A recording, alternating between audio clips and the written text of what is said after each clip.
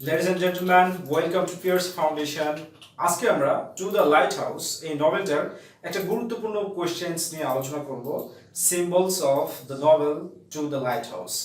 তো গাইস এই সিম্বলসকে আমরা সোল বলতে পারি, এই নভেলটার সোল বলতে পারি, কারণ সিম্বল ছাড়া এই প্লটটা খুবই সিম্পল আর এই প্লটটার মধ্যে আসলে কিছুই তেমন কিছু বোঝার নেই। তো গাইস এই লেকচারের নোটটা তোমরা কালেক্ট করতে ডেসক্রিপশন বক্সে লিংক দেওয়া আছে, সেখান থেকে লিংকের মাধ্যমে তোমরা এই নোটটা কালেক্ট করতে পারো। এই নোটটা তোমরা পেয়ে যাবে, একবারে লেকচার ও নোটটাই তোমরা পাবে, যেটা তোমাদের জন্য অনেক বেশি হেল্পফুল হবে। And one thing more guys, আমি খুবই হতাশ একটা বিষয়ে, যে আমাকে অনেকে কমেন্ট করেন, স্যার আমি এই চ্যানেল সম্পর্কে আগে খোঁজ পাইনি। দেখো আমি এত কষ্ট করে তোমাদের পরীক্ষার মধ্যে এত স্ট্রেস নিয়ে এত ব্যস্ত থাকার পরেও তোমাদের ভিডিও দিচ্ছি, তো তারপরে তোমরা কেন শেয়ার করো না? বেশি বেশি করে লাইক শেয়ার এবং কমেন্ট করবে। কমেন্ট করতে পয়সা লাগে না, লাইক দিতে পয়সা লাগে না, শেয়ার করতে পয়সা লাগে? বলো, তুমি যদি উপকৃত হও তাহলে এই উপকারটা কেন তুমি তোমার বন্ধুর করছো না? তোমার বন্ধুরও সেটা করো। তোমার বন্ধু সেটা করলে তো তাহলে কি হবে? তোমাদের মধ্যে বন্ধুত্ব বাড়বে না কমবে? আমরা কনজারভেটিভ হব না, ঠিক আছে? এটা কম্পিটিটিভ এক্সাম না যে তুমি দুইজন চাকরি পাবে, তুমি কারোর সাথে শেয়ার করলে তুমি চাকরিটা পাবে না। এটা হচ্ছে একাডেমিক। তুমি যদি 3 পয়েন্ট পাও, আরেকজন 3 পয়েন্ট পেলে তোমার কোনো লস নেই। There is no loss. Okay, be wait, I request. আর যদি তোমরা কৃতজ্ঞতা প্রকাশ করতে চাও তাহলে লাইক শেয়ার এবং কমেন্টের মাধ্যমে কৃতজ্ঞতা প্রকাশ করো। তো ফার্স্ট অফ অল, সিম্বলস বলতে আমরা কি বুঝি? ভাষা বা শব্দ ব্যবহারের দুইটা অর্থ থাকে। একটা হচ্ছে আবিধানিক অর্থ, মানে ডিকশনারি মিনিং। যেমন হোয়াইট, এটার মানে হচ্ছে সাদা, এটা আবিধানিক মিনিং। আবার হোয়াইট এটার মানে হচ্ছে বিশুদ্ধতা, পিউরিটি ওয়েস্টার্ন কালচারে এবং সিম্বলিক মিনিংয়ে এটা হচ্ছে টার্গেটেড মিনিং। অর্থাৎ শব্দ ব্যবহারের উদ্দেশ্য দুইটা, একটা হচ্ছে আবিধানিক অর্থ আর একটা হচ্ছে ডিকশনারি অর্থ। এরপরে চলে আসি যে অক্সফোর্ড লার্নার্স ডিকশনারিতে আসলে কি বলা হয়েছে। অক্সফোর্ড লার্নার্স ডিকশনারিতে বলা হয়েছে সিম্বল হচ্ছে কোনো একটা ঘটনা, পার্সন অথবা অবজেক্ট যেটা সাধারণ অর্থের চাইতে একটু বেশি কোয়ালিটি সম্পন্ন অর্থ বা অবস্থান প্রকাশ করে, সেটাকে সিম্বল বলা হয়ে থাকে। That means, according to Oxford Dictionary or Oxford Learners Dictionary, symbol means a person, an object, or an event that represents the more general quality or situation. এটা হচ্ছে বিষয়। তো এরপরে এখানে আসলে সিম্বলস ব্যবহার করার উদ্দেশ্য কি?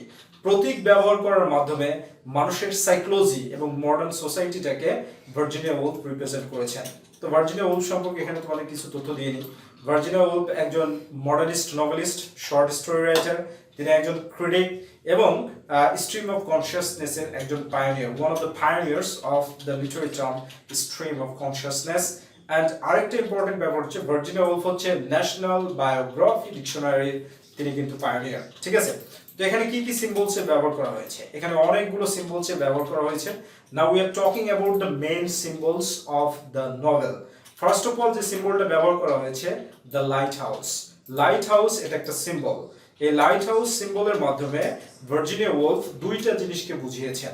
এক নম্বর হচ্ছে পার্সোনাল ডেস্টিনেশন, দ্বিতীয় নম্বর যেটা সেটা হলো change of taste with the passage of time.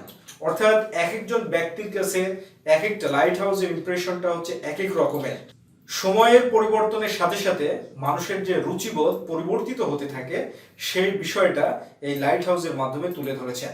যেমন দেখো, যদি ব্যাখ্যা দেওয়া যায়, উপন্যাসের শুরুতে আমরা কি পাচ্ছি? 6 বছর বয়সী জেমস, সে তার মাকে জিজ্ঞেস করছে যে মা, আমরা কি আগামীকালকে লাইট হাউসে যাব? উইন্ডো দিয়ে তারা দেখতে পাচ্ছে লাইট হাউসকে। তখন তার মা মিসেস র্যামসি কি বলছে, যে আবহাওয়া ভালো থাকলে জেমসকে খুশি করার জন্য বলছে যে আমরা লাইট হাউসে যাব। বাট মিস্টার র্যামসি কি বলছে, যে না না, কালকে আবহাওয়া ভালো থাকবে না, লাইট হাউসে আমাদের যাওয়া হবে না।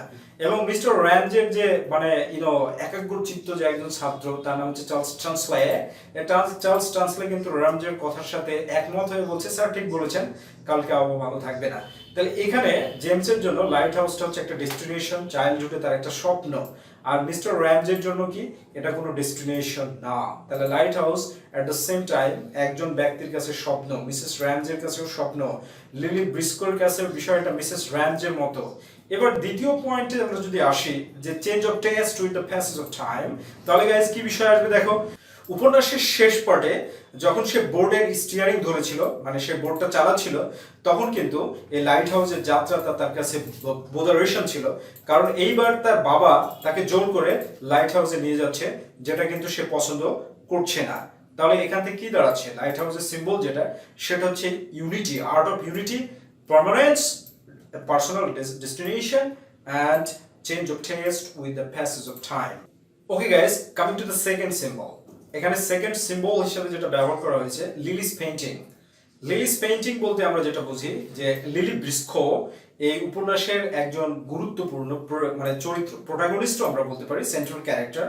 সে উপন্যাসের শুরুতে মিসেস র্যামজের একটা আইডিয়াল পোর্ট্রেট, একটা আইডিয়াল চিত্র অঙ্কন করার যে প্রয়াস নিচ্ছে, এই প্রয়াসটা একটা সিম্বলিক অর্থ প্রকাশ পেয়েছে। আর এই এই লিলিস পেইন্টিং এর মাধ্যমে দুইটা সিম্বলিক অর্থ বেসিক্যালি ভার্জিনিয়া উলফ কিন্তু প্রকাশ করেছেন।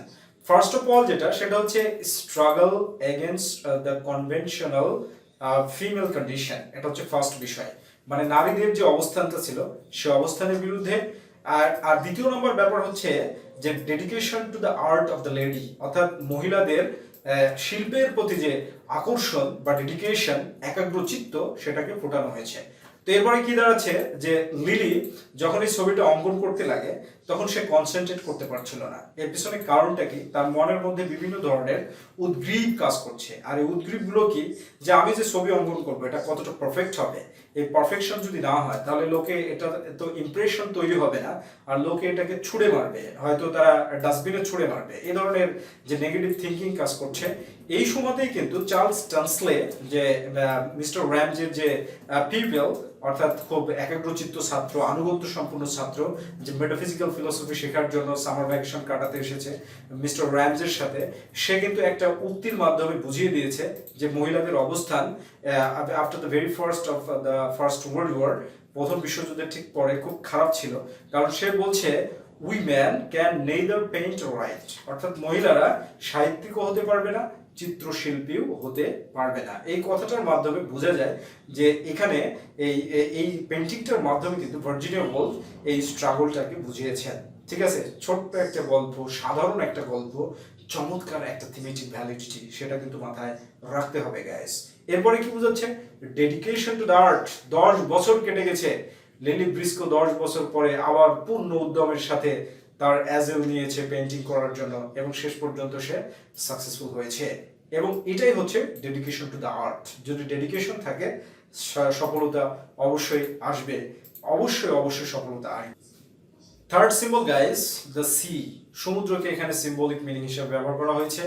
সমুদ্রের বিষয়টা দেখো, এখানে ব্যাপারটা কি দাঁড়াচ্ছে, যে নভেলের শুরু থেকে শেষ পর্যন্ত সমুদ্র রয়েছে। তার কারণ সমুদ্র পার হয়ে, সি পার হয়েই রয়েছে হচ্ছে লাইট হাউস। লাইট হাউস কি, আসলে লাইট হাউস হচ্ছে বাতিঘর। এই বাতিঘর বলতে আমরা আসলে কি বুঝি, বাতিঘর বলতে যে এই লাইট হাউস নির্মাণের উদ্দেশ্য ছিল হচ্ছে সমুদ্রে জাহাজ চলাচলের উদ্দেশ্যে দিক নির্দেশনা, মানে আলোর যেন স্বল্পতা না হয়, যে সমস্ত জায়গাগুলো ডেঞ্জারাস সেই জায়গাগুলোতে লাইট হাউস নির্মাণ করে বেশি আলোর সরবরাহ প্রদান করা, যার 3 দিকে স্থল থাকবে আর একদিকে সমুদ্র থাকবে, অথবা সমুদ্রের মাঝখানেও লাইটটা নির্মাণ করা বা লাইট হাউসটা নির্মাণ করা হয়ে থাকে। ঠিক আছে, যেমন আমাদের হচ্ছে বাতিঘর রয়েছে কোথায়, বাংলাদেশে বলতে পারো মহেশখালী দ্বীপে কিন্তু লাইট হাউস রয়েছে। সমুদ্রে জাহাজ চলাচলের উদ্দেশ্যে কিন্তু এই লাইট হাউসটা নির্মাণ করা হয়েছিল, বা এখনো সেটা কাজ করছে। তোমরা ওটা না দেখে থাকলে দেখে আসবে, আমি দেখে আসছি, ইটস এ ফ্যান্টাস্টিক প্লেস। ওকে, তারপরে কি দাঁড়াচ্ছে, যে এই সমুদ্রটাকে ভার্জিনিয়া উলফ একটা সিম্বলিক অর্থ হিসেবে প্রকাশ করছে। সিম্বলিক অর্থ সমুদ্রের যেটা সেটা হলো মিসেস র্যামজের রিমার্কের মাধ্যমে প্রমাণিত হয়। যখন মিস্টার র্যামজে জেমসকে ফ্রাস্ট্রেট করে যে কালকে ওয়েদার খারাপ থাকবে, আমরা যেতে পারবো না, তখন কিন্তু মিসেস র্যামজে একটা রিমার্ক করে যে the sound of the waves are destructive and ephemeral, অর্থাৎ সমুদ্রের মাধ্যমে যে জিনিসটা দেখানো হচ্ছে সেটা হচ্ছে চলমানতা, ইফিমেরাল, পার্মানেন্স না। এই পৃথিবীতে কোনো কিছু পার্মানেন্স না, কোনো কিছু পার্মানেন্ট না, সব কিছুই ক্ষণস্থায়ী। আর আরেকটা ব্যাপার হচ্ছে যে সমুদ্রের মাধ্যমে যে জিনিসটাকে ভার্জিনিয়া উলফ ফুটিয়ে তুলেছে গাইজ, সেটা হলো যে এই সমুদ্র হচ্ছে কি, যে মানুষের জমি গ্রাস করে নিচ্ছে, তার মানে পুরোপুরি ডিস্ট্রাকটিভ একটা পয়েন্টটাকে সমুদ্রের মাধ্যমে দেখানো হয়েছে। সো এই সি এর সিম্বলিক মিনিং দ্বারা ডিস্ট্রাকশন অ্যান্ড ইফিমেরালিটি, এই দুইটা জিনিসকে চমৎকারভাবে ফুটিয়ে তোলা হয়েছে। এরপরে অনেকগুলো সিম্বলস রয়েছে, যেমন প্রথম নম্বর যেটা আসে সেটা হচ্ছে Bohr's skull. BOAR''S, Bohr's skull. এই বোর্স স্কাল দ্বারা যেটা দেখানো হয়েছে সেটা হলো যে একটা বন্য শুকরের মাথার খুলি, বা এই খুলিটার সিম্বলিক মিনিং হচ্ছে ফিয়ার অফ ডেথ, মানুষের মৃত্যুর ভয়। এই মৃত্যুর ভয়টাকে বোঝানো হয়েছে। এখানে ট্রিজ গুলোকে সিম্বল হিসাবে দেখানো হয়েছে, পার্মানেন্ট হিসাবে দেখানো হয়েছে। ক্যারেক্টারগুলো সিম্বলিক মিনিং প্রকাশ করে। মিস্টার র্যামজে হচ্ছে একটা ফ্রাস্ট্রেটেড ক্যারেক্টার সিম্বল, কারণ সে তার বক্তব্যের মধ্যে বলছে তার অ্যাচিভমেন্ট হচ্ছে কিউ পর্যন্ত গিয়েছে, আর সে যদি আর পর্যন্ত না যেতে পারে তাহলে সে ব্যর্থ হবে। এবং তার রিমার্ক হচ্ছে একটা প্রজন্মে একজন ব্যক্তি জেড পর্যন্ত যেতে পারে। কিউটা হচ্ছে এবিসি থেকে যদি আসো তাহলে 13 অ্যালফাবেট, আনলাকি 13। মিস্টার র্যান যে কিউ এর মাধ্যমে নিজেকে প্রকাশ করছে, কিন্তু সে তার আনলাকি 13টা ক্রস করতে চায়। আর তার কনসোলেশন হচ্ছে এইটা যে আমি যদি এই আনলাকি 13টাকে ক্রস করতে পারি তাহলে আমি সফল, কারণ এই পৃথিবীতে একটা প্রজন্মে একজন ব্যক্তিই কিন্তু একমাত্র জেড পর্যন্ত যেতে পারে, দ্যাট মিন্স কমপ্লিটনেস গেইন করতে পারে। এবং তার কনসোলেশনের আরো একটা পয়েন্ট অফ ভিউ হচ্ছে সে মনে করে শেক্সপিয়ারের যে ফেম রয়েছে সেটাও চিরস্থায়ী নয়।